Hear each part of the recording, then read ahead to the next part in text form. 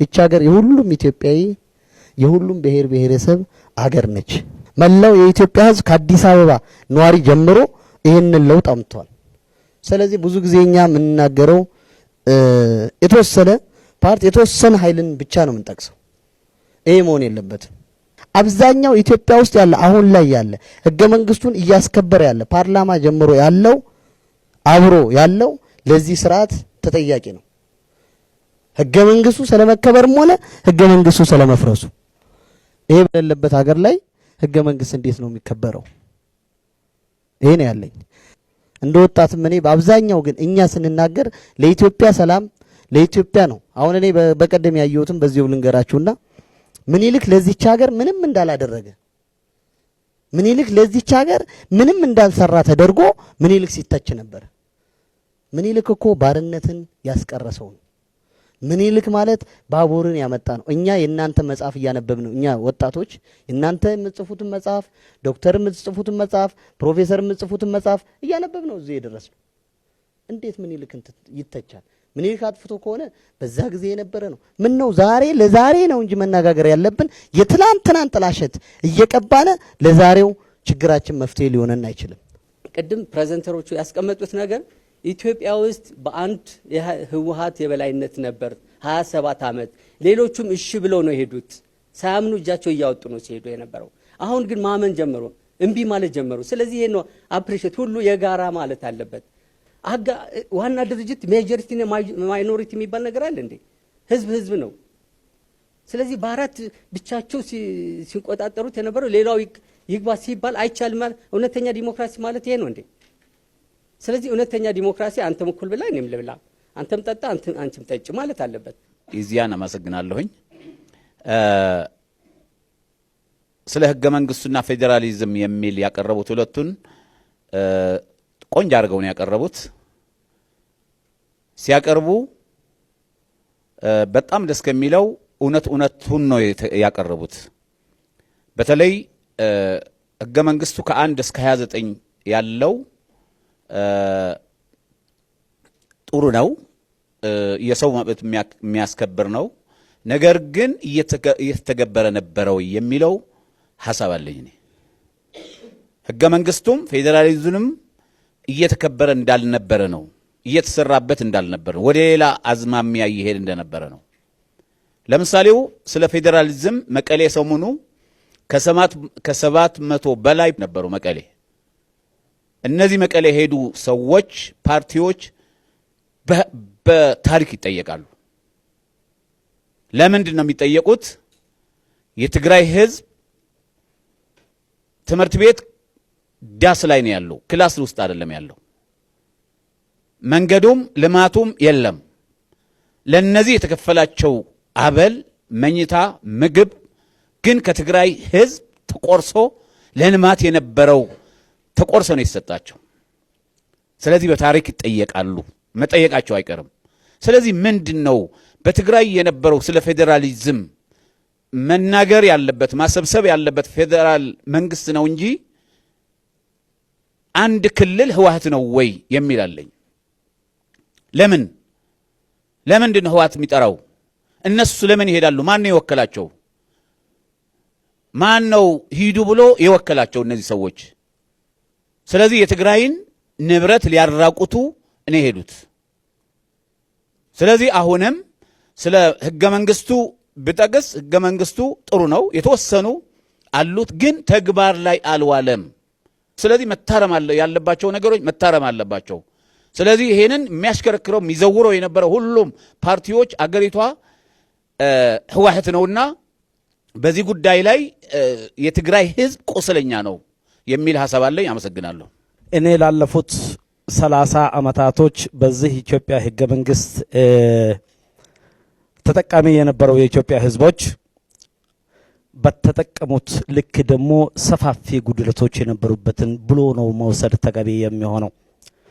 ይሄ በተጨባጭ ምሳሌዎች ማሳየት የሚቻሉበት ሁኔታዎች አሉ። ሰፋፊ ጉድለቶች በምንልበት ሰዓት ስንጠቀምባቸው የነበሩ ህዝቦቹን በኢኮኖሚ በማህበራዊ ተጠቃሚነትን ያረጋገጡት ጥቅሞቹን ይዘን የነበሩ ጉድለቶቹን አርመንና አስተካክለን ልንሄድበት የምንችልበት ሁኔታዎች በዝርዝር ማየት ነው ተገቢ የሚሆነው። ለኔ ከዚህ አኳያ ላለፉት 30 ዓመታቶች በሰብአዊ መብቶች፣ በዲሞክራሲ፣ በልማት፣ በፍትሃዊ ተጠቃሚነትን ያልተሻገርናቸውና ለህዝቦች ያላረጋገጥናቸውን መብቶች በነበሩበት ይቀጥሉ ብሎ ማሰብ፣ ለዛ ጥሪ ማድረግ አሁን የኢትዮጵያ ህዝቦች ንቃተ ህሊና የደረሰበትን ደረጃ ወይ ያለ መገናዘብ ነው ወይ ያለ መቀበል ነው ብዬ ነው የሚወስዱ። የኢትዮጵያ ህዝቦች ንቃተ ህሊና አሁን የደረሰበትን ሁኔታ ከአፋር አኳያ ስንወስድ በኢትዮጵያ ታሪክ ሊደገም አይገባም ብዬ የምንወስደው በትምህርት ስርዓቱ ውስጥ ከ1987 ይሄ ህገ መንግስት ከጸደቀ እስካሁን ከቅድመ መደበኛ እስከ ፒኤችዲ ያስመረቅናቸው አንድ ጄኔሬሽን አልፏል። በዚህ በ30 ዓመት ውስጥ አንድም አፋር ከቅድመ መደበኛ እስከ ፒኤችዲ ሲሰራ የኢትዮጵያ ጠቅላይ ሚኒስቴር ሁኜ አገለግላለሁ የሚል ምኞት በትምህርት ስርዓቱ ውስጥ ተመኝቶ ያለመማሩ በኢትዮጵያ ታሪክ ሊደገም አይገባም። ያንን እየተመኘ ያልተማረ ሶማሌ፣ ቤኒሻንጉል፣ ጋምቤላ በታሪክ በኢትዮጵያ ውስጥ ሊደገም አይገባም። ይሄ ነው የኢትዮጵያ ህዝቦች ንቃተ ህሊና የደረሰበትን ደረጃ ያለመገናዘብ የምንልበት መሰረታዊ ምክንያት ይሄ ነው። እነዚህ ጉድለቶች መኖራቸው ላለፈው 30 ዓመታቶች ስንከራከር ስንወያይ የመጣንባቸው ሰፋፊ መድረኮች አሉ እንደ ሀገር። ቀደም አቶ ከአጋርነት ወደዚህ ተቀላቅለ እናንተም እንኳን በአገራዊ ኢሹ እንድንወያይ እንኳን ጠራችሁ፣ ለዛም በቃችሁ። እናንተ የምንለው ይሄንን ነው። እዚህ ሀገር ውስጥ የህግ ብዝሃነት ተፈጥሯል። አሁን ሊጋል ፕሉራሊዝም ለዚህ ፍቁድ የሆነው ይሄ ህገ መንግስት ነው። ብዙሃነትን ለማስተናገድ የሄደበት ርቀት ቅድምም አቅራቢዎች እንዳነሱት ትልቅ ነጥብ ነው ብለን ብንወስድ ዋና የተገኙ እድሎችን አግኝተን ይሄ ህገ መንግስት አርቅቆ ሰጥቶን ያጣናቸው እድሎችን ጨብጠን መነሳቱ እጅግ በጣም ነው ጥሩ ነው ብዬ ገምታለሁ።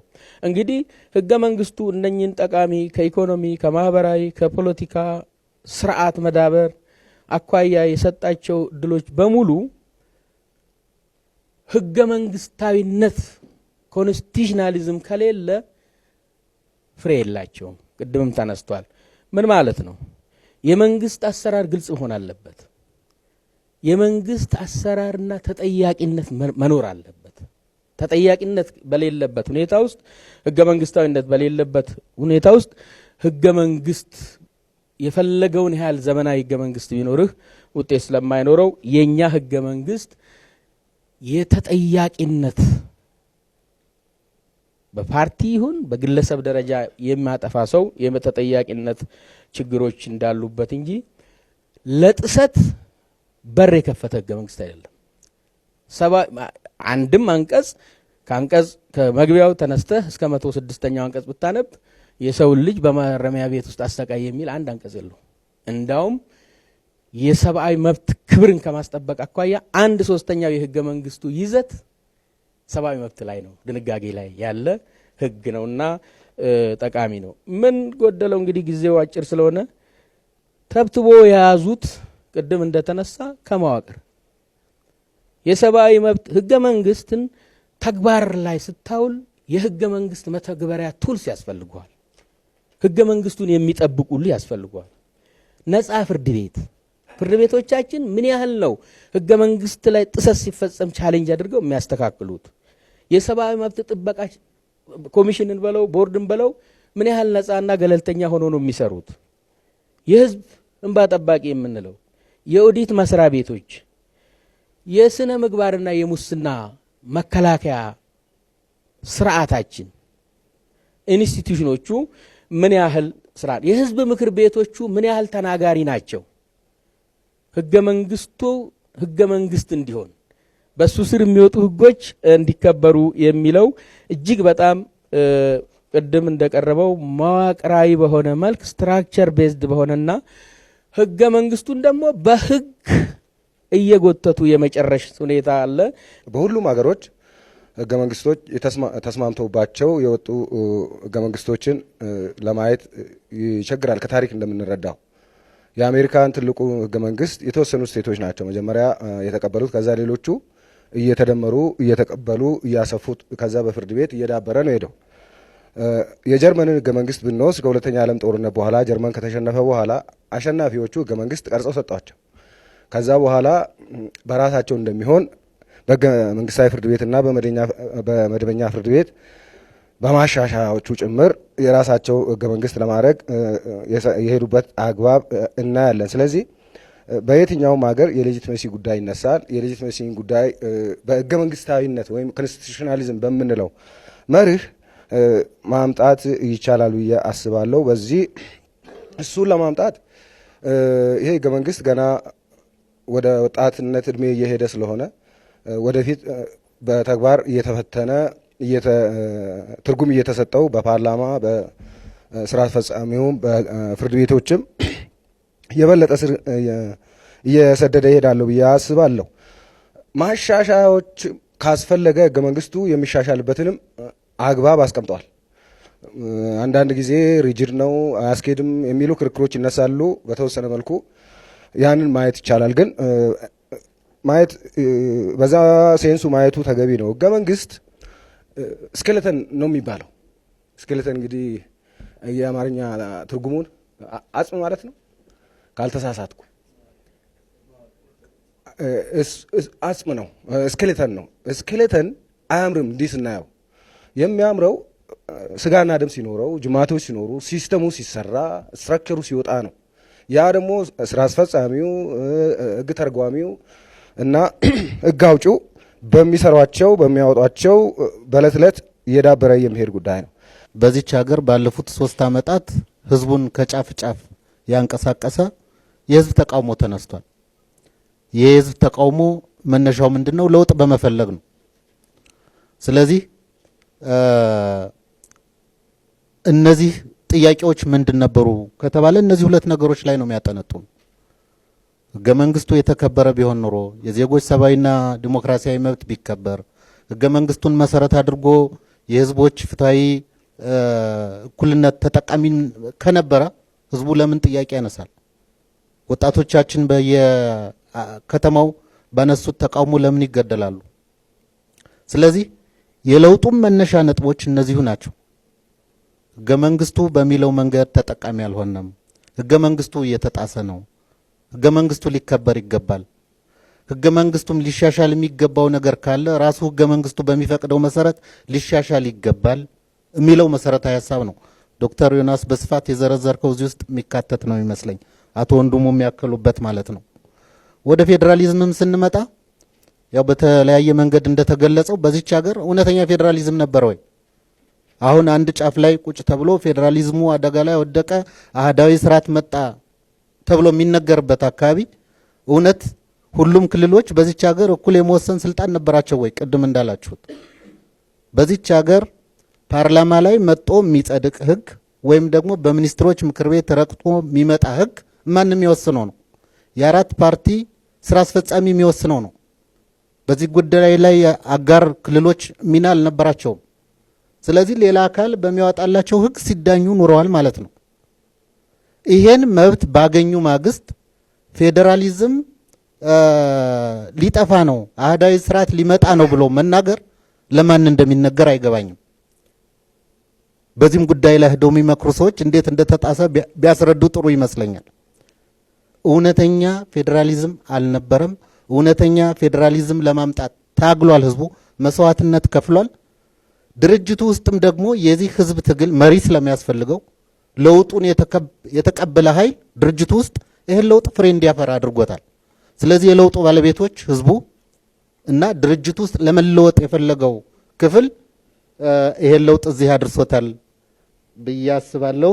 ቅድም የተነሳ ጠንካራ ህብረ ብሔራዊ አንድነት ማጠናከር፣ ነጻነት፣ ፍትህ፣ እኩልነት የሸፈነባት ሀገር ሆኖ ማየት ይጋራለሁ በሚገባ መግለጫ ይህን የኢትዮጵያ ህዝብ አንድ ማድረግ ቀላል ነው።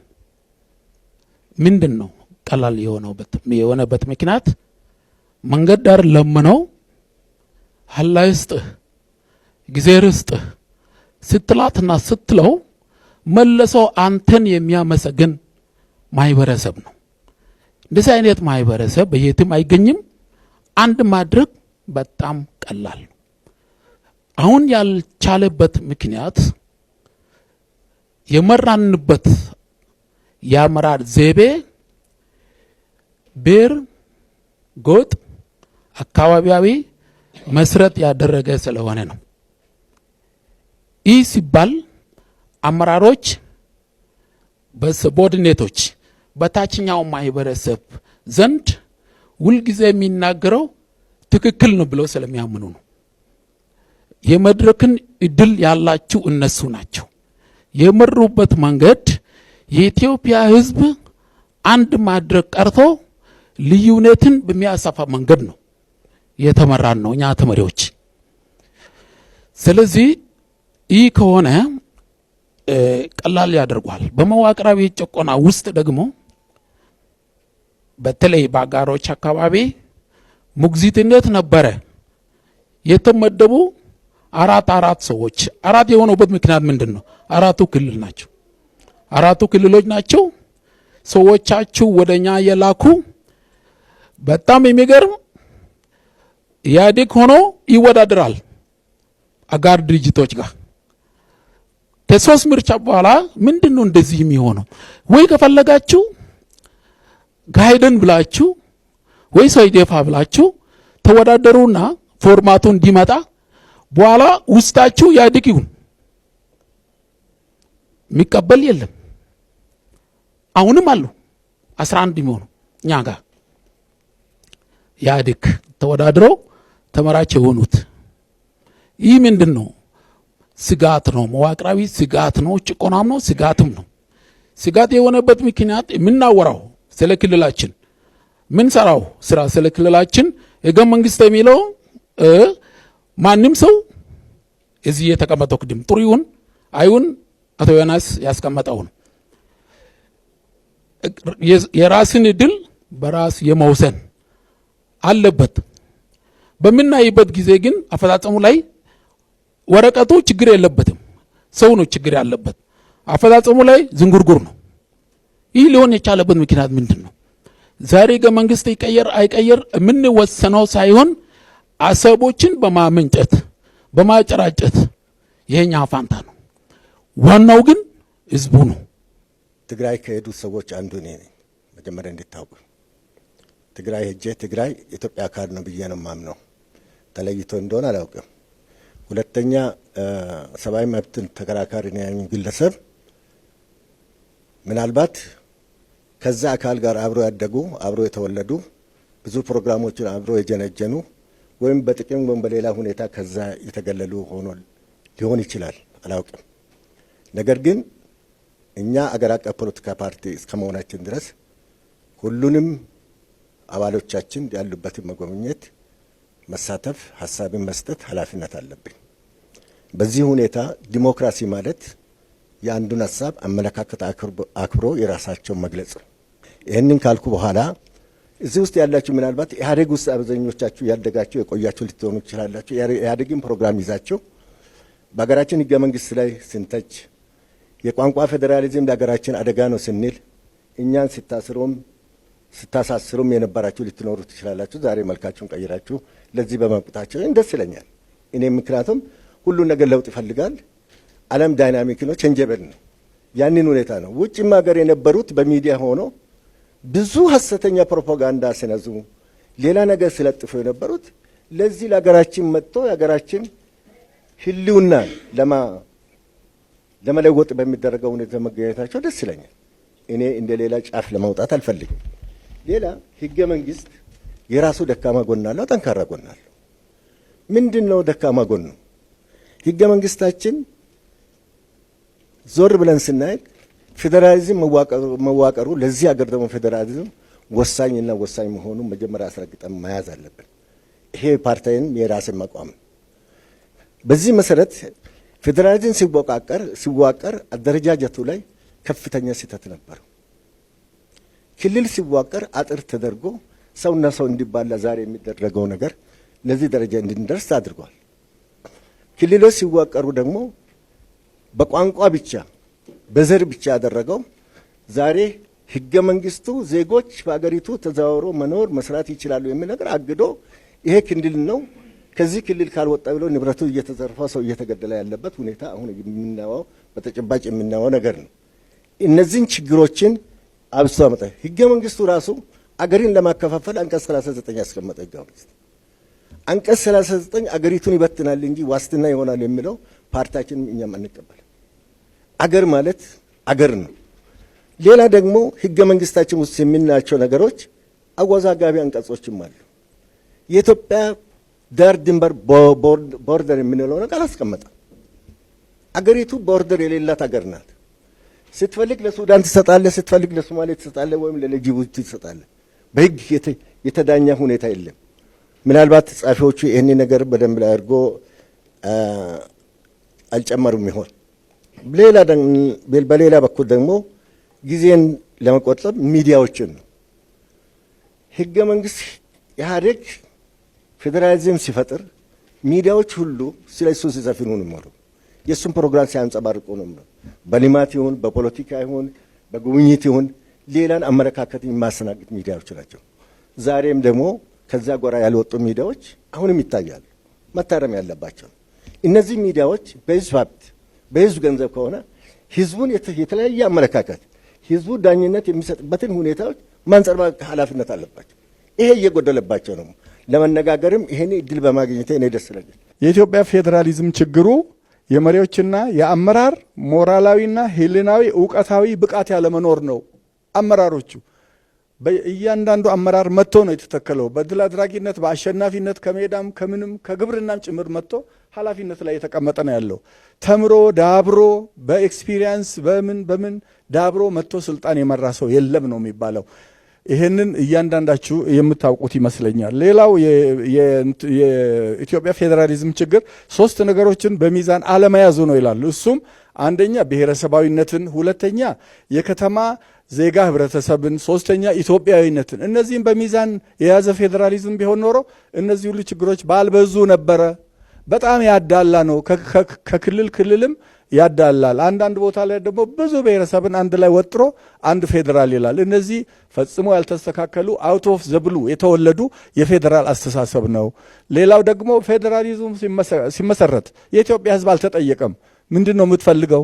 ከየት ወዴት መከለል ወይንም ደግሞ ፌዴራል ስቴት መሆን ነው የምትፈልገው የሚለው ነገር የለም።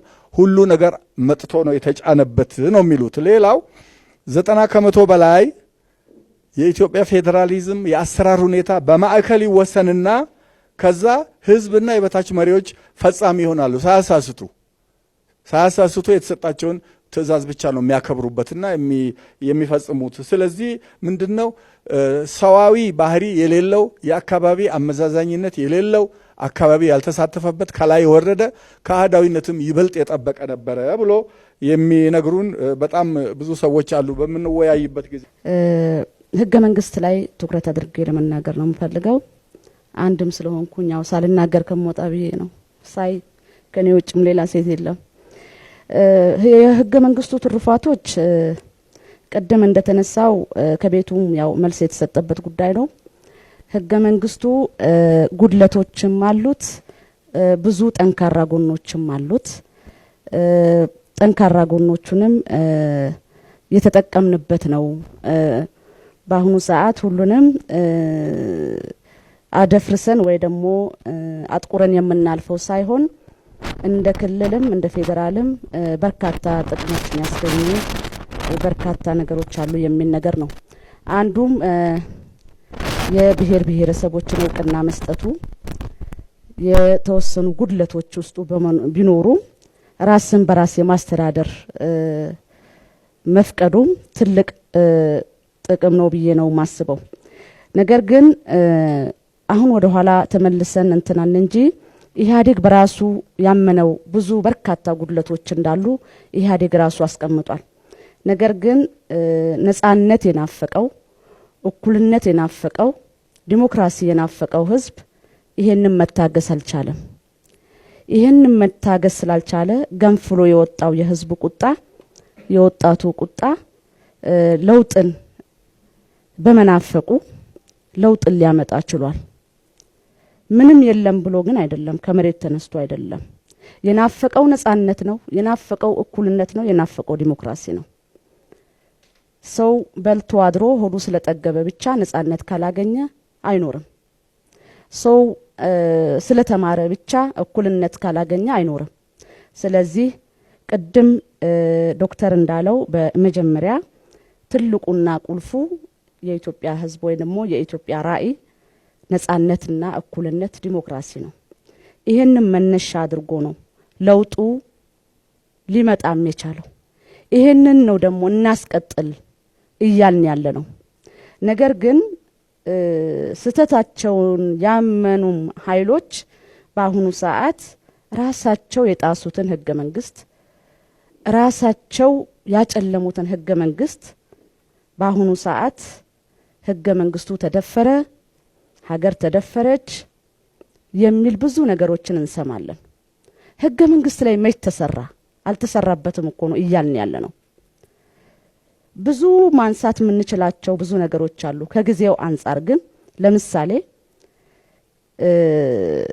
አጋር የምንላቸው ክልሎች እንደ ድርጅት ብቻም ሳይሆን በህገ መንግስቱ የተረጋገጠላቸው አንቀጽ 89 ንዑስ አንቀጽ 4 አለ። የአርብቶ አደርና ባለፉት መንግስታቶች ከልማት የተዘነጉ አካባቢዎች ልዩ ትኩረት ሊሰጣቸው ይገባል ይላል ህገ መንግስት። ከድርጅትና ከፓርቲ ወተን እንደ ሰው እነዚህ አካባቢዎች ግን ልዩ ትኩረት ተሰጥቷቸዋል ወይ ልዩ ድጋፍ አግኝተዋል ወይ? በተቃራኒው እኮ ነው ያለው። አማራ ላይ የሚሰራው የግብርና ስራ አፋር ላይ ሲሄድ ልዩ ድጋፍ ሊሆን አይችልም እኩልነት ካልን። ኦሮሚያ ላይ የሚሰራው ስራ ሶማሌ ላይ ሲሄድ ልዩ ድጋፍ ሊሆን አይችልም እኩልነት ካልን። ስለዚህ ህብረተሰባችን በቀድሞ ስርዓትም የተዘነጋ በዚህ ስርዓትም የተዘነጋ ሆኖ በህገ መንግስት ላይ ብቻ ህገ መንግስቱን እያነበብንለት ህገ መንግስቱን ብቻ እየተመጻደቅን አሳልፏል ያለፉትን 30 አመታት። እንደውም በቀድሞ መንግስታት እኔ ጫፍ የወጣ እንዳይሆን ዋልታ ረገጥ እንዳልሆን ነው እንጂ በቀድሞ መንግስታት በስማ በለው በትርጉም ነበር። አሁን ግን በራሳችን እየዋሸን በቋንቋችን እየዋሸነው ራሳችን እያስተዳደርን ነው እያልን እየዋሸነው ከዚህ የሚሰጠንን ይዘን እዛ እየዋሸነው ህዝባችንን እኮ ስናታልል እኮ ነው የኖር ነው። እንደ ካድሬም እንደ ህዝብ ወኪልም ምናገረው። ስለዚህ ብዙ በመናገር ሳይሆን ዋናው ጭብጡና ዋነኛው ነገር ህገ መንግስቱ ጥሩ አልነበረም አይደለም፣ ውስንነቶች ነበሩት፣ አልሰራንበትም ነው። ቅድም ጋሽ ወንድሙ እንዳሉት 1/3ኛውን አልሰራንበትም። ካልሰራንበት ምን ትርጉም አለው ነው። ነገር ግን አሁን ያልሰራበት መልሶ ደግሞ ህገ መንግስቱ ተጣሰ፣ ህገ መንግስቱ ተረገጠ የሚለው ነው ለኔ ማይገባኝ። ስለዚህ እኔ ምለው ራስን በራስ የማስተዳደርም ይሁን ራስን በራስ መቼ ያስተዳድረን እናውቃለን? ማንበብና መጻፍ የማያውቁ ሰዎች እኮ ሰፊውን ህዝብ ሲመሩ ቆይተዋል። የተማረው ቁጭ ብሎ ተገሎ ይነቃል፣ እሱ ያነባል። አንተ ምራ ተብሎ ይሄንን አስተዳደር እንዴት ነው መቀይረው ያለ ህብረተሰቡ ከላይ ነው አንተ ዝም በል እሱ ከላይ ነው እየተባለ ሲመሩ የነበሩ ክልሎች እኮ ናቸው። ሲመራ የነበረ አገር እኮ ነው። ደቡብ ኦሞ ያለው አርብቶ አደርና ሶማሌ ያለው አርብቶ አደር ልዩነቱ ምንድነው? ደቡብ ኦሞ ያለው አርብቶ አደር ኢህአዴግ ተብሏል እስከነ ውስንነቱ እስከነ ችግሩ። ከረዩ ያለው አርብቶ አደርና አፋር ያለው አርብቶ አደር ልዩነቱ ምንድነው? ከረዩ ያለው አርብቶ አደር ኢህአዴግ ነው እስከነ ውስንነቱ። ስለዚህ እነዚህን ችግሮች ነው እናርም፣ ለውጡን እናስቀጥል እያልን ያለነው። እነዚህ ግድፈቶችን ነቅሰን አውጥተን በእነዚህ ግድፈቶች ላይ ታግለን ለውጡን እናስቀጥል እንጂ ተአምር ይመጣል ማለት አይደለም። ነገም ተአምር አይፈጠርም። ቅድም ጋሽ ወንድሙ እንዳሉት ነገም መላእክት አይመጣም። ነገር ግን የነበረውን ከበፊቱ የነበሩትን ጥሩ ነገሮችን ይዘን የነበሩትን ግድፈቶች አስወግደን ለቀጣይ ትውልድ ታሪክ ሰርተን እንተው ነው። እኛም እናልፋለን፣ ሌላውም ይተካልና በዚህ ረገድ ተወቃሽ እንዳንሆን ነው ለማለት ነው። አመሰግናለሁ። በለውጥ የመጣ አዲስ አስተሳሰቦች ራሱ የነበረው እንዲረግም ማድረግ መቻል አለበት። ምክንያቱም ጉልህ የሆኑ አዲስ ለውጦች መጥተዋል። አርብቶ አደር ዜግነት ማግኘት ያለበት ከአብዮታዊ ዲሞክራሲ ወይም እምቢ ማለት ያለበት ከአብዮታዊ ዲሞክራሲ መሆን ያለበት ሁኔታ ተፈጥሮ ነበር። ምክንያቱም አብዮታዊ ዲሞክራሲ አላማ አራማጅ ልትሆን የምትችለው የዛ ፓርቲ አባል ልትሆን የምትችለው አርብቶ አደርን ወዴት ከወሰድክ በኋላ ወደ ግብርና ነው ወይስ አርሶ አደር በመሆን እስከምትሆን ነው ወይስ ወደ ነጋዴ እስከምትሆን ነው? መጨረሻ የሌለው ማዕቀብም ነው ማለት ነው። ወደ ኢህአዴግ አባል ለማምጣት አርብቶ አደር ከሆንክ አትመጣም ማለት ነው ለማንኛውም ጊዜ። ያ ብቻ አይደለም። አርብቶ አደር በኢኮኖሚም በማህበራዊም የሚኮራበትን የአርብቶ አደር ኑሮ እንዲለቅ ፍላጎት ካልሆነ በዛው ላይ እንዲያድግ አይደለም የተፈለገው። አርብቶ አደር ማደግ አይችልም ወይ? በያዘው በሚያከብረው ማደግ ባለበት ደረጃ በአርብቶ አደርነት መበልጸግ አይችልም ወይ? ያንን ካልቀየረ አብዮታዊ ዲሞክራሲ አባል መሆን አትችልም የሚባለው ነገር ራሱ አቅቦን ነበር። ያ አንድ ጉልህ እንትን ነው። ሁለተኛ በአዋሽ ዳር የነበሩ ከጥንት የቀሩ ጫካዎች ነበሩ። አርብቶ አደር በድርቅ ጊዜ ወደ ውስጥ የሚገባበት፣ ክረምት ወደ ውጭ የሚወጣበት እድሜ ጠገብ የሆኑ ደን ነበር። ከአዋሽ ዳር አዋሽ ነው እንግዲህ የአፋር ሕዝብ አብዛኛው ተሰብስቦ ያለበት አካባቢ ከዛ ወጥቶ ወደ ውጭ እንዲወጣ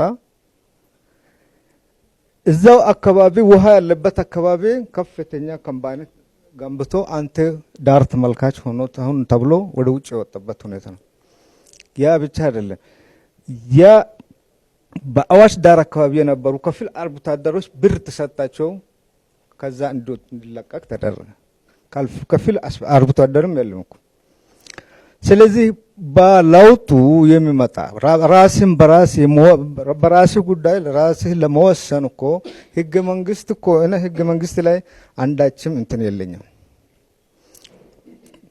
እስካሁን የሚረጋ ወርቃማ ህገ መንግስት ብዬ ነው የማስበው።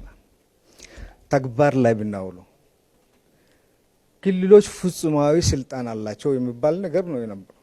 ግን ሲሰራ የነበረው ሌላ ነው። ኃይለኛ ጣልቃ ገብነት ውስጥ የነበር የሚያስተዳድሩት። ህገ መንግስቱ ክልሎች ራሳቸው በራሳቸው እንዲያስተዳድሩ ይፈቅዳል። ማቼ ይሄን የሚያቅብ የለም። በተግባር ግን ውስጥ በእጅ አዙር ነበር እንትን የሚባለው። ስለዚህ ህገ መንግስትን ተግባራዊ እናድርግ የሚለውን ነገር ነው ሊወስደን የሚችለው። ተግባራዊ ለማድረግ የምንችልበት ሂደት ነው እንጂ ህገ መንግስቱ አስከፊ ነገር የለውም። አብዮታዊ ዲሞክራሲ ግን በአርብቶ አደር ላይ ባለው አመለካከት ከሚቃረኑ ሰዎች አንዱ ነው ይባላል። በብልጽግና ኃይለኛ ለውጥ ነው የሚባለው። ኢህአዴግ ፓርቲ በመሆኔ ሳገኝ የነበሩ ጥቅሞች ሳጣ የነበሩ ጥቅሞች ማየት የሚችለው በአገር ጉዳይ ላይ መወሰን እንኳን አንችልም ነበር። በፓርላማ ላይ ብሔራዊ ድርጅት ሲባል እኛ እኮ ውጭ ተንከባለን ነበር የምንቀረው። እነሱ ሲወስኑ ምን አላችሁ ብለን ነው ወደ እነሱ የምንለው። አሁን አብረን ለመወሰን ለመብቃታችን ያለው ለውጥ እናሳይ። ህዝባችንም ይሰማናል ያለው ለውጥ። ስለዚህ በጉልህ የሆኑ ነጥቦች ላይ እንዲረገሙ ማድረግ ብቻ መቻል አለብን የሚል አስተያየት ለመስጠት ነው። አመሰግናለሁ። አገራችንን ኢትዮጵያ እንዴት እናልማ፣ እንዴት እናስተካክል፣ በምን አይነት መንገድ ማደግ እንችላለን፣ እኔስ ቢሆን ምን ማድረግ አለብኝ በሚለው ላይ ብንንቀሳቀስ ነው ምሻለን።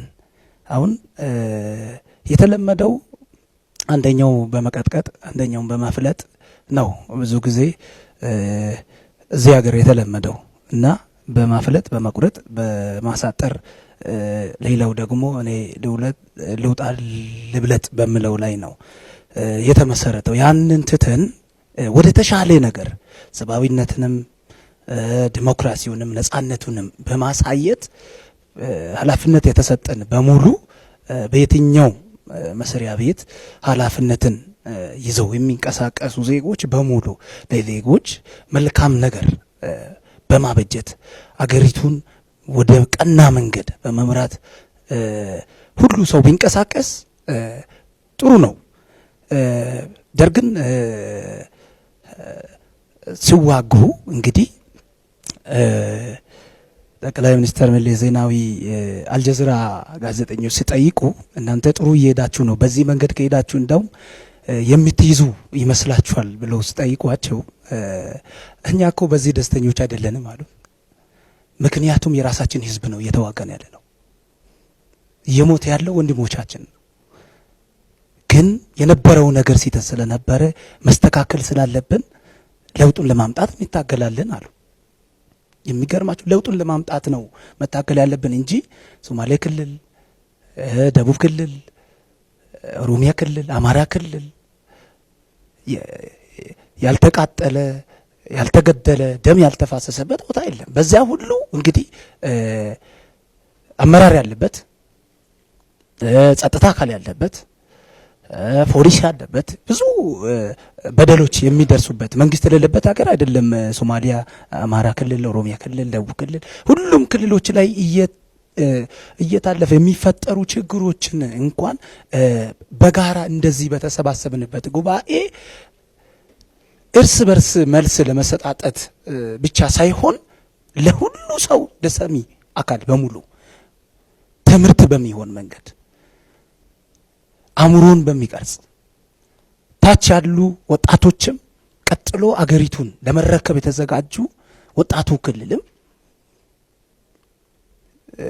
መንፈስን በሚቀና መልክ ውይይታችን ይህ ህጋዊ ህገ መንግስቱ ላይ የተደነገጉ ነገሮችም ወደ አካል ቢመጡ ቅድም ወንድሜ ስሙን ስለሱ ይቅርታ እስከሌተን ነው ያለው። እሺ እስከሌተን ህገ መንግስቱ እስከሌተን ሲስተም እንግዲህ አጽም ነው ቀጥታ ጅማትም ስጋም ደምም የለው ግን ደም ያለው ስጋ ያለው አድርገን ብንጠቀመው ብንፈጽመው እየሰሩ ያሉ አካሎች ደም ያለው ስጋ ያለው ጅማት ያለው ቢያደርጉስ በእንደዚህ መልካም ነው። አገርን ይጠቅማል፣ ዜጎችን ይጠቅማል። እኔ ባለውበት ጊዜ መልካም መሆን አለበት፣ መልካም ነገር መሰራት አለበት በሚለው ላይ ከጫፍ እስከ ጫፍ ያሉ አመራሮች ከጫፍ እስከ ጫፍ አገሪቱ ክልል የሚገዙ ምሁራንም የተማሩ ኃይሎችም ቢንቀሳቀሱ ውሸት በሌለበት ተንኮል በሌለበት አመጽ በሌለበት የተደበቀ ነገር ውስጥ ላይ ተቀምጦ ልፍለፋ ብቻ ነው አሁን እየታየ ያለው። በሚዲያ የሚነገረው ሌላ የሚሰራው ሌላ ነው። ስለዚህ ይሄንን ለማስቆም ሁላችን በቀና መንፈስ እንንቀሳቀስ ነው የምላችሁ። አስተያየት ሲሰጥ የተናገርኩት ነገር በደንብ ግልጽ አልሆነም ብዬ የያዝኳቸው ጉዳዮች ላይ ብቻ እመልሳለሁ። ምናልባት ከመጨረሻው ላይ ብጀምር አቶ አየለ ያነሱት የህገ መንግስቱን ጎደሎች በተመለከተ እንግዲህ የኔ አነሳስ ምንድነው እንደ ሀገር ህልማችን ምንድነው? ምን ማየት እንፈልጋለን? ምን ፈልገውን ወይ ደግሞ ለሁላችንም ምቹ የሆነች ሁሉንም አቅፋ ሁሉንም እኩል የምታስተናግድ ሀገር እውን እንድትሆን ምን ነገሮች መሟላት አለባቸው? በተለይ የነጻነት፣ የእኩልነት፣ የፍትህ እና የዲሞክራሲ አስፈላጊነትን አንድ ደግሞ ወንድሜ እንዳነሱት ከዚህ የፍራተርኒቲ የዚህ የሶስተኛው ዘመን ምንለው ማለት ነው በሰብአዊ መብት አስተምሮት የሶስተኛው ዘመን እይታ ወንድማማችነትን አብሮነትን ታሳቢ ያደረገ ወይ ደግሞ አብሮነትን እውን ያረጋች ሀገር ማየት እንፈልጋለን። ያነሳውት ምንድነው ይሄን ሙከራችንን እንዳይሳካ ያደረገው ምንድነው? ለምሳሌ የተነሳውባቸው ነገሮች አሉ። እንደ ኢትዮጵያ ባለ ሀገር ውስጥ ፌዴራሊዝም አስፈላጊ ነው፣ ጥያቄ የለውም። ግን ፌዴራሊዝም ያለ ዲሞክራሲ እውን ሊሆን አይችልም። ለዚህም ደግሞ መዋቅራዊ ችግሮች ያልኳቸው ከግለሰቦች ጋር ማያያዙ አንስቻለሁ። አንደኛው የገዢው ፓርቲ ርዕዮተ ዓለም ብዬ አንስቻለሁ። የገዢው ፓርቲ የአንድ ፖለቲካ ፓርቲ ርዕዮተ ዓለም ምን ያክል ወሳኝ ነው ብንል ሁሉንም ነገር ጠቅልሎ በያዘበት አጋጣሚ በጣም ወሳኝ ነው። የመንግስትና የፓርቲ ልዩነት በሌለበት ሁኔታ፣ የዲሞክራሲ ተቋማት ነፃና ገለልተኛ ባልሆኑበት ሁኔታ ፓርቲው የሚያራምደው ርዕዮተ ዓለም የራሱን የቻለ መዋቅራዊ ችግር ነበረበት። ፌዴራሊዝምን እውን ከማድረግ አንፃር ለምሳሌ በኔ እይታ በአብዮታዊ ዲሞክራሲ ርዕዮተ ዓለም ሀቀኛ ፌዴራሊዝም እውን ማድረግ አይቻልም። ምክንያቱም ፌዴራሊዝም ብለን ስናስብ ሰልፍ ገቨርናንስ ነው፣ ራስን የማስተዳደር ጉዳይ ነው። አብዮታዊ ዲሞክራሲ ደግሞ በባህሪው በማዕከላዊነት የሚያምን ነው። የፓርቲው ከፍተኛ አመራር የወሰነው ውሳኔ ታችኛው የመቀበል ነው የሚያስ ይሄ ሶሻሊስታዊ ባህሪው የራስን ድል በራስ የመወሰን ነገር የሚፈቅድ አይደለም። ለምሳሌ ክልሎች ከማዕከል የመጣውን ለምሳሌ አንድን የልማት ፖሊሲ ከክልሉ ተጨባጭ ሁኔታ አንፃር አይተው የሚቀይሩበት አጋጣሚ ፍጥር አይደለም። የሰጣቸው ቆጥረው የተረከቡትን ቢፈጽሙም ባይፈጽሙም ፈጽመናል ብለው የሚያቀርቡበትን ስርዓት ነው የሚያስቀምጠው። ከዛ አንፃር ለምሳሌ አብዮታዊ ዲሞክራሲ ከሚቀር ሁሉም ነገር ይቅር የሚል ኃይል ለፌዴራሊዝም ጥብቅና አቆማለሁ ሊል አይችልም። ምክንያቱም ይሄ እርስ በርሱ ጋጫን ማለት ነው። ፖለቲካን በማዕከላዊነት ማለት ነው እዚህ በዲሞክራሲያዊ ማዕከላዊነት ወይ ደግሞ በዲሞክራሲ ሴንትራሊዝም እመራለሁ የሚል ኃይል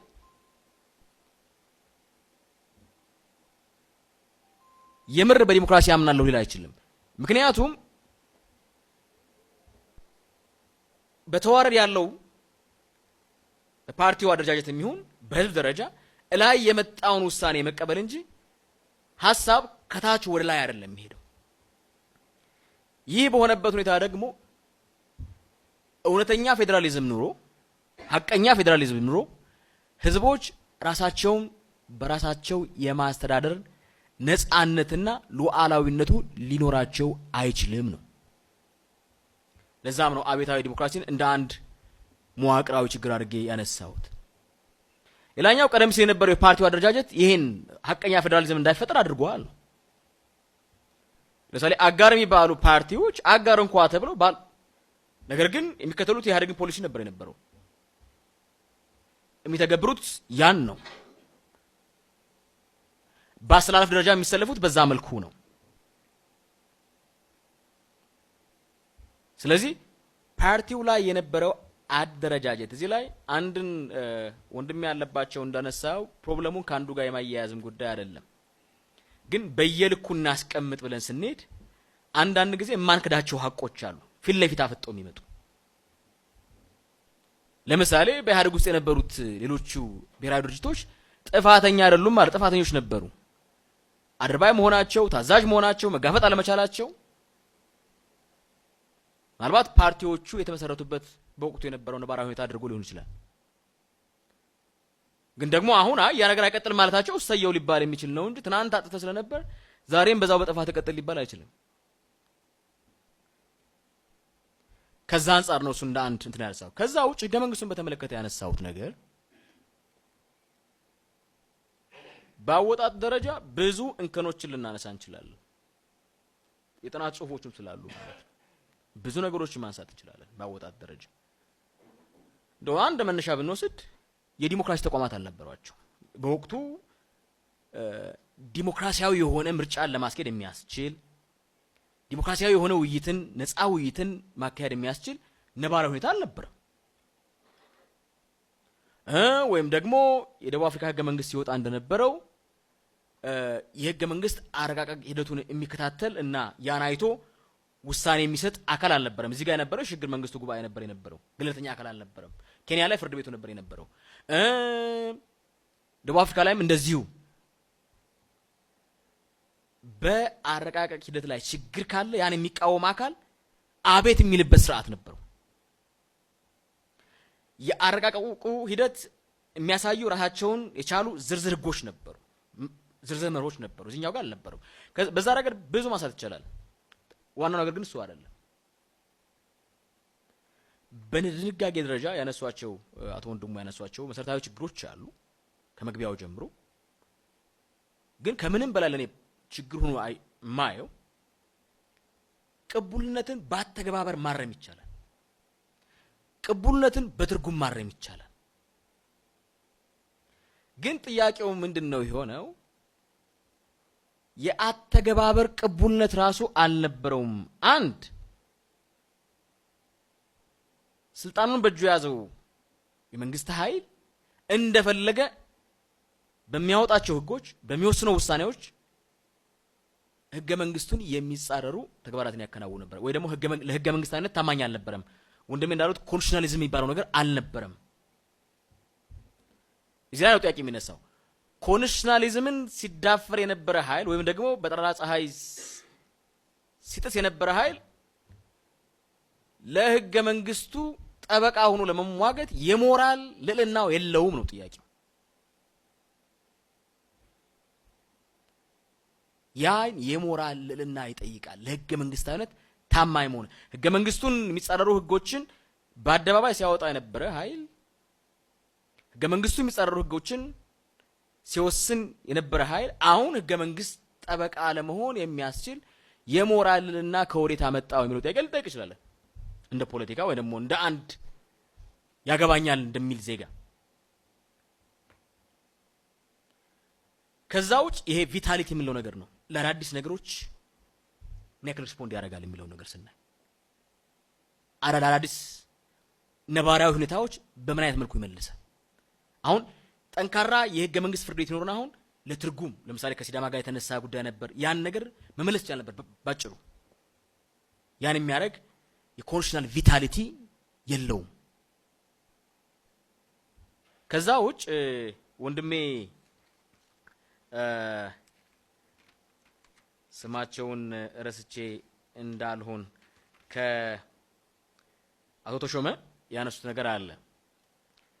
ህገ መንግስት በትክክል እንዳሉት ዝርዝር ሁኔታዎችን አያስቀምጥም።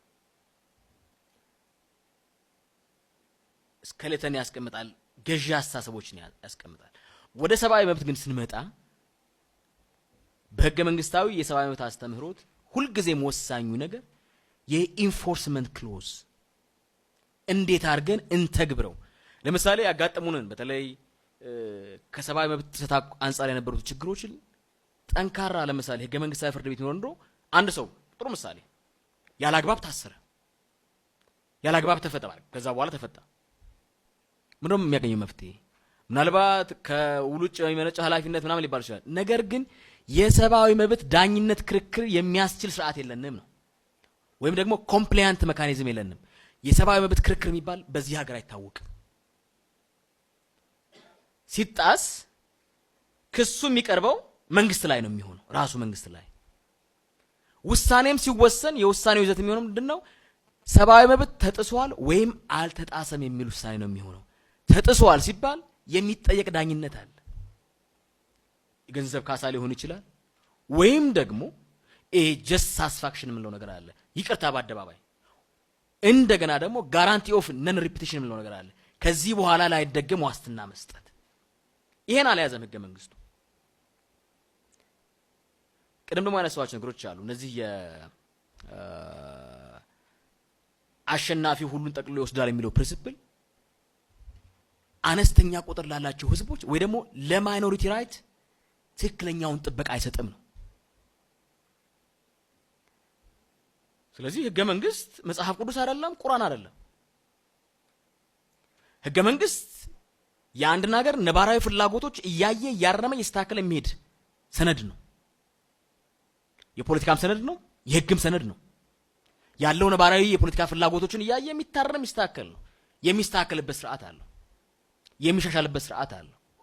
ህገ መንግስት ግን አይነኬ ነው ብሎ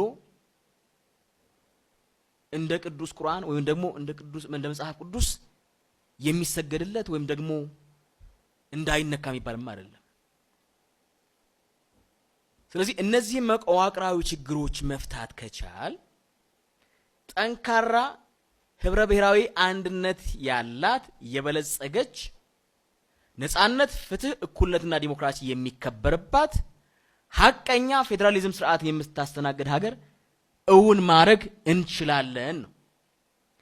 እነዚህ ነገሮች ሲነሱ አይ ፌዴራሊዝሙን ሊጥሱ ነው የሚባል ነገር ይሄ መሰረተ ቢስ ክስና በሌለ የሞራል ልዕልና ላይ ጅራፍ ራሱ ገርፎ ራሱ ይጮሃል እንደሚሉት አይነት ነገር ነው የሚሆነው።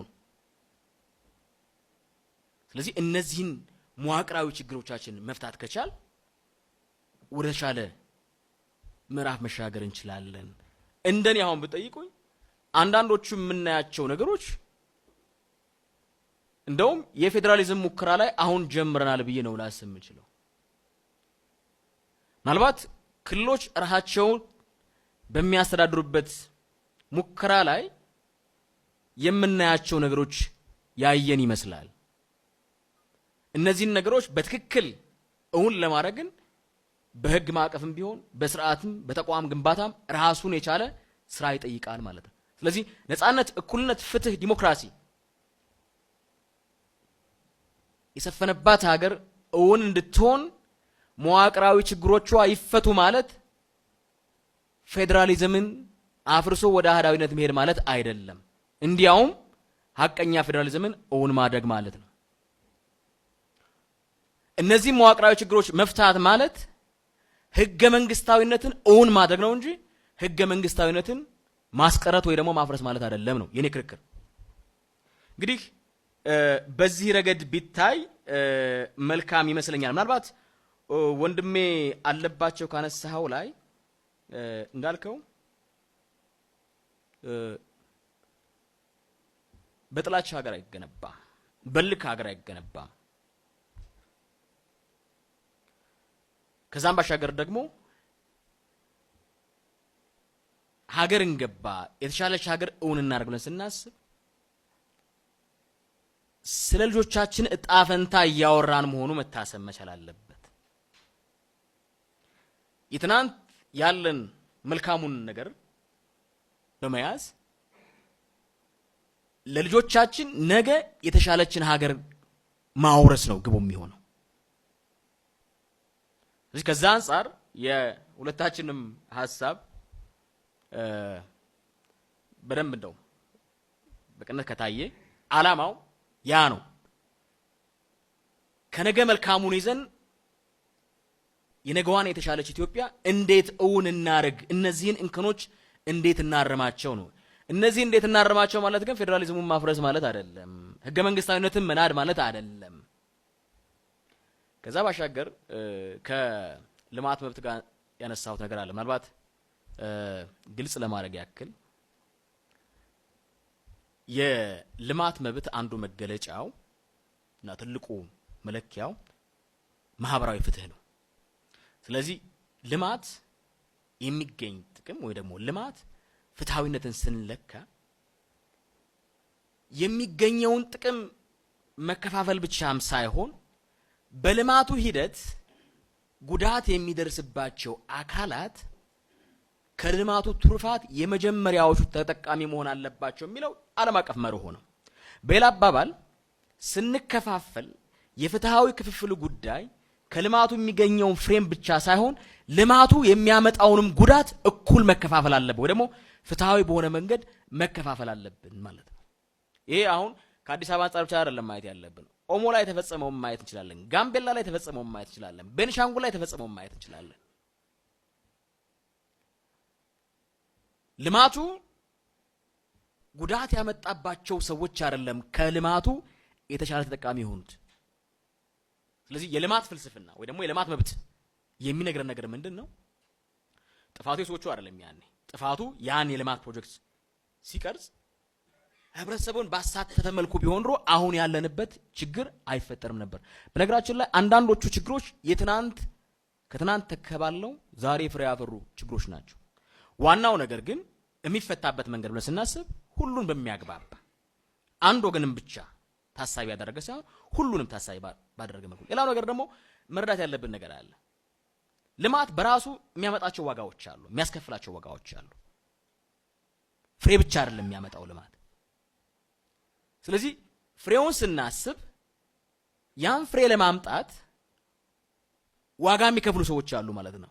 ወይ ደግሞ በርደን ኦፍ ዴቨሎፕመንት ምን ነው ማለት ነው። ያን በርደን ፍትሃዊ በሆነ መንገድ ማከፋፈል ይገባል። አንደኛው መንገድ ካሳ ነው። ሁለተኛው መንገድ ልማቱ ሲታቀድ ሲሰራ በልማቱ ጉዳት የሚደርስባቸው ሰዎች አስቀድመው ፈቃዳቸውን መስጠት መቻል አለባቸው። በዓለም አቀፍ ሕግ ምንድነው የምንለው? ፕራየር ኢንፎርምድ ኮንሰንት ነው የምንለው። ፕራየር ኢንፎርምድ ኮንሰንት ከልማቱ ከመተግበሩ በፊት ተነግሯቸው አውቀውት ተስማምተውበት ፈቃዳቸውን መስጠት አለባቸው። አንድ ሁለት ጀስት ኮምፐንሴሽን አዲኩዌት ኮምፐንሴሽን። ስለዚህ ትናንት አልተደረገም ማለት ዛሬ መታረም የለበትም ማለት አይደለም። የሚታረምበት መንገድ ግን ሁሉን የሚያሳተፈ ሁሉን የሚያግባባ በሆነ መልኩ መሆን አለበት። ይሄን ሳነሳ ግን ምናልባት ለምሳሌ አሁን በኦሮሞና በአማራ በኩል ላይ የሚፈጸሙ መብት ጥሰቶችን የሚጮህላቸው ሰው አለ። ኦሞ ላይ ግን የተፈጸመውን ነገር የሚጮህለት ሰው አይኖርም። ወይ ጋምቤላ ላይ የተፈጸመውን ነገር የሚጮህለት አይኖርም። ይሄን አናንዜ መካድ የሌለብን ነገር አለ። ስለዚህ ሲታረም የሁሉም እንዴት እኩል ይታረም፣ ሲታረም የሁሉንም እኩል ባሳተፈ መልኩ ይሁን በሚል መልኩ ነውና ያነሳሁት ጉዳዩን ከልማት መብት አንፃር ፍትሃዊ የሆነ ልማት ምን አይነት ባህሪያት ሊኖሩት ይገባል፣ ከዛ አንፃር አብዮታዊ ዲሞክራሲ ጭፍን በሆነ መልኩ የሄደበት መንገድ ያስከፈለውን ዋጋ ለማንሳት ያነሳሁት ምሳሌ ነው። አመሰግናለሁ። እኔ ሶስት ነገር ላይ መስማማት አለብን ብዬ አስባለሁ። በተለይ ምሁራኖቻችን ህልሞቻችን እንዲሰባሰቡ ራሳችን ከራሳችን ጋር መታረቅ አለብን። ከራሱ ጋር ያልታረቀ አባወራ ከሚስቱ ጋር ይጣላል። ከራሷ ጋር ያልታረቀች አባወራ ከባሏ ጋር አትግባባ።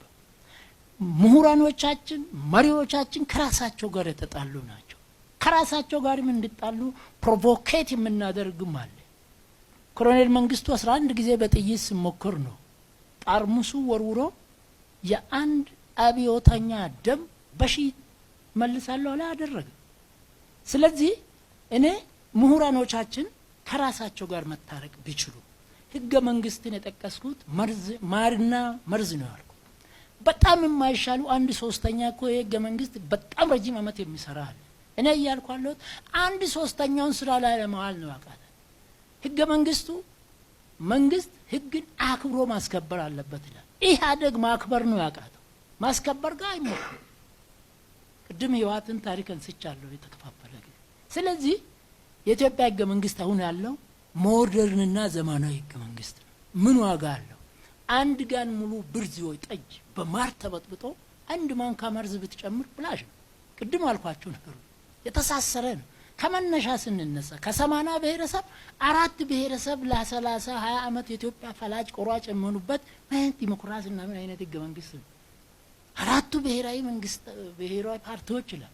ከ4ቱ ደግሞ 3ቱም እንደገና ሌላ ገባሮች ናቸው። ራሳቸው የሚመሰክሩት ነው። ህዝብም ታሪክ የሚያውቀው ነው። ስለዚህ እኔ የኢትዮጵያ ምሁራን ከራሳቸው ጋር መታረቅ እንጂ አብዛኞቹ ከራሳቸው ጋር የተጣሉ ናቸው። በሚዲያ ስንቀርብ ሰውኛን ሳይምን እንደምን አላቅም አይኑን አግሮጥርጦ ባድሜ ወይ ካራማራ ላይ ያለ ይመስላል። እጁን ጨብጦ አረ ጉድ ነው እንደ አይነት ምሁር አገር አይገነባ። ሰከን በረድ ማለት አለ። አልበረንም። አሁን 50 ዓመት በረሃ ጥግ ጥግ የዞረ ታጋ ምንድነው ተቃዋሚ ፓርቲዎች ቀይ ምንጣፍ ተነጥፎላቸው ቀይ አበባ ተነጥፎላቸው ቦሌ መስቀል አደባባይ በኢትዮጵያ ታሪክ የማይደረግ ሲደረግ ይሄን ተመስገን ብለን ሰከን ማለት አለብን። ከራሳችን ጋር ፓርቲዎች መታረቅ አለባቸው፣ ሚዲያዎች መታረቅ አለባቸው። ፈራህ እግዚአብሔር፣ ፈራህ ህዝብ፣ ፈራህ ህግ በልቦናችን ሊገባ ይገባል። የኦሮሞ ህዝብ፣ የአማራ ህዝብ፣ የትግራይ ህዝብ፣ የአፋር፣ የሶማሌ ፍቅር ህዝብ ነው። እድራቸውን ይኸው በየከተማ አማራ፣ ኦሮሞ፣ ጉራጌ፣ ትግሬ፣ ሶማሌ እኔ ሙያዬ ጥብቅና ስለሆነ በአንድ ወር አሁን አማራም ክልል ሄዳሉ። ኦሮሚያ ውስጥ ወር 10 ዞን ባለበት የኢትዮጵያ እድር አልተፈረሰም። ክርስቲያኑ፣ እስላሙ፣ ትግሬ፣ ሶማሌ አሮና እዚህ የሚዋጉት ልሂቃን ናቸው። አራጣ መንጃችሁን መልሱ ማለት አለብን። ተነስ ተነስ። አንድ የኦሮሞ ልጅ ቢመታ ጠቅላላ ኦሮሞ ተመታ መባል የለበትም። አንድ አማራ ልጅ ቢመታ አማራ በሙሉ ተመታ። ማን ወከለው? አንድ ትግራይ ልጅ ቢመታ አገር የጋራ አንድ አገር አለ ነው። በዚህ ላይ መስማማት አለብን። በህግ በላይነት ልንገዛ ፍቃደኞች ነን ወይ?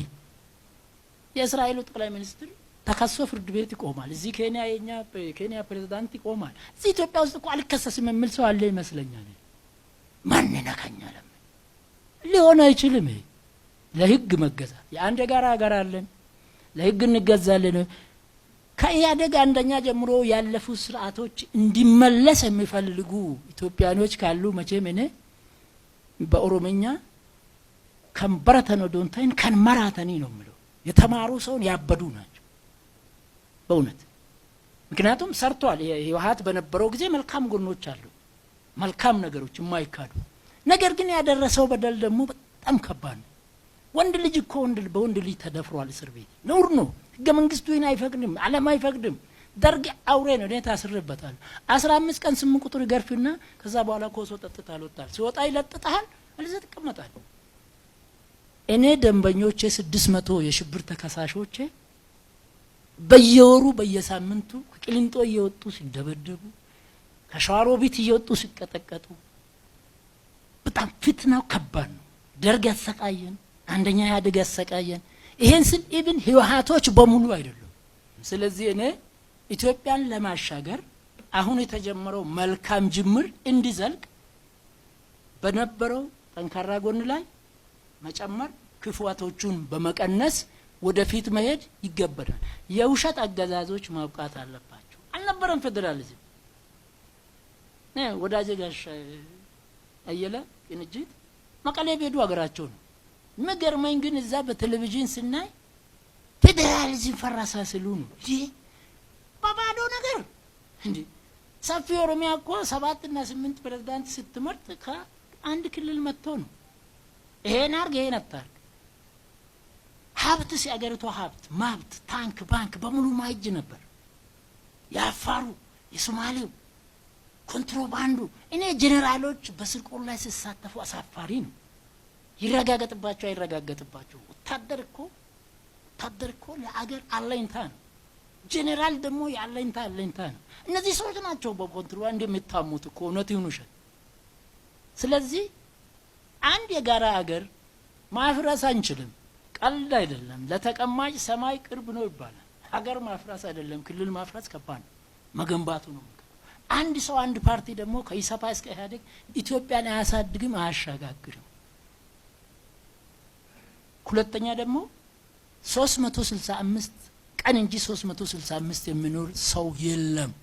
አጭር እድሜ ውስጥ መልካም ነገር ለመስራት ለትውልድ ለታሪክ ፍራቻ ማሳየት ስለሚገባን እኔ ኢትዮጵያ በታሪኳ ብርሃኑ ድንቅ የሚባል ድንቅ ዲፕሎማት ጃንሆይን አወራረዱ የውሻ አወራረድ ነው ብሎ ጽፎበታል።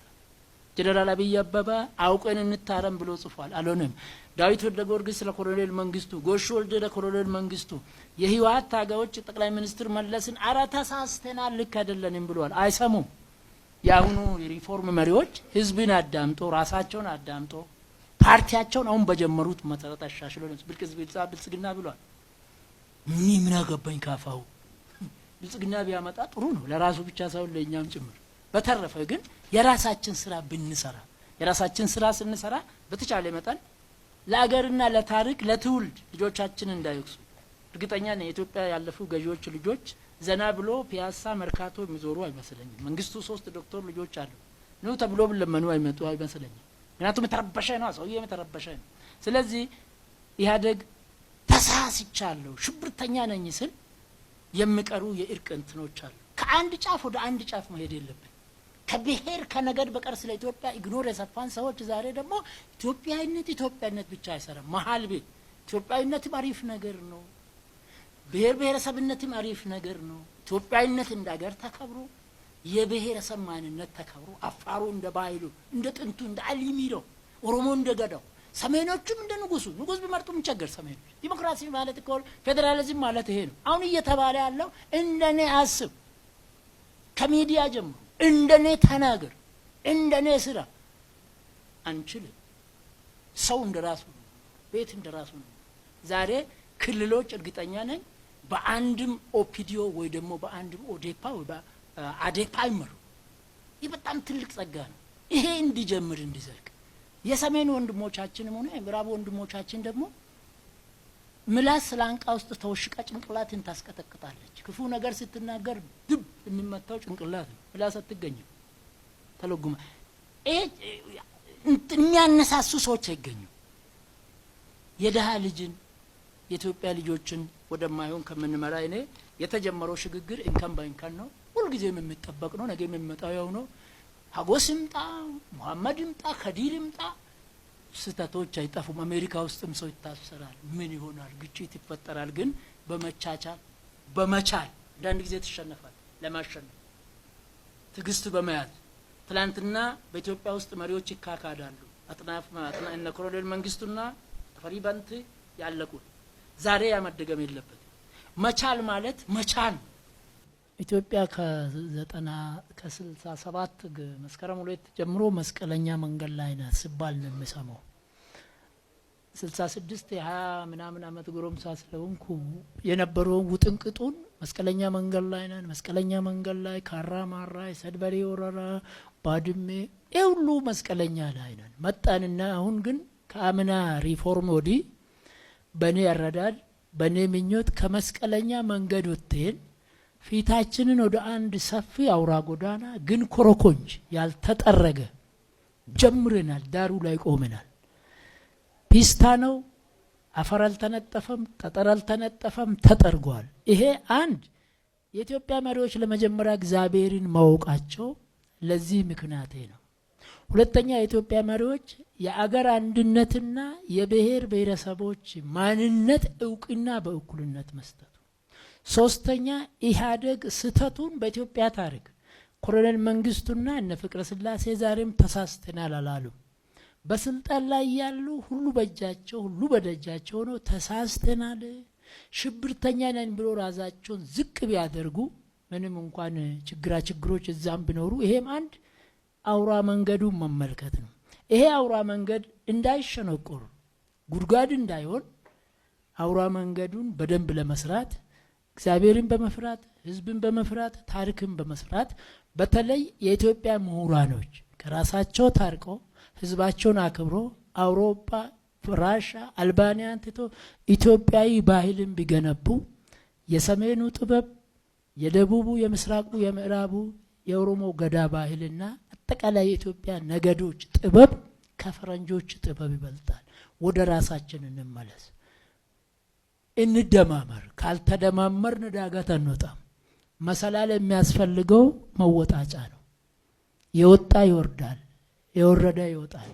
የሰው ተወዳጅነት እንደ ጥላ አይከተልም። የኛ ጥላ አንዴ ይረዝማል፣ አንዴ ያጥራል። አንዴ የተወደደ ሰው ዱብ ይላል፣ ይጠላል። ይሄን መሪዎች ምሁራኖች ቢረዱና ኢትዮጵያን እግዚአብሔር ይባርካት። አመሰግናለሁ። ያነሳነው ጉዳይ ህገ መንግስት ጉዳይ በመሆኑ በጣም የሚያወያይ በጣም የሚያከራክር ብዙ ሀሳብ የሚነሳበት ጉዳይ ነው። ነገር ግን ጊዜ ይገድበናል። እንደ ኢትዮጵያ ዜና አገልግሎት እንደዚህ ሀገራዊ ጉዳይ የሆኑ ህዝብን የሚያሳትፉ በርካታ ምሁራን፣ ፖለቲከኞችን፣ የተለያየ ህብረተሰብ ክፍሎችን የሚያሳትፉ ጉዳዮችን ከዚህ በኋላም ይዘን የምንቀርብ ይሆናል። በዛሬ መድረካችን በርካታ ጠቃሚ ሀሳቦች ተነስተዋል። ጊዜያችሁን ሰውታችሁ ያላችሁን መልካም ሀሳብ ለማካፈል እዚህ ድረስ ስለመጣችሁ ከልብ እናመሰግናለን።